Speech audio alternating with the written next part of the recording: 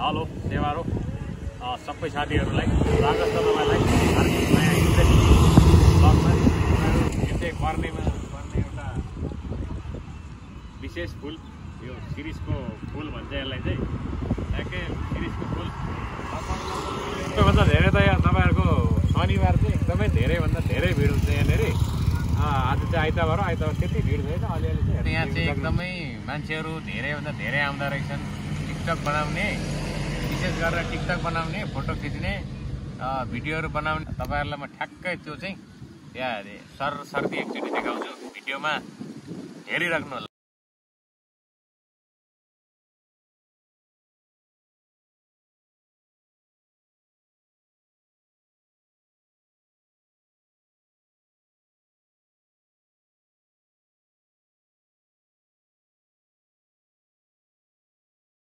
दिनजेलसम्म video हेरिदिनु भएकोमा धेरै धेरै धन्यवाद। तपाईँलाई मेरो भिडियो कस्तो लाग्यो?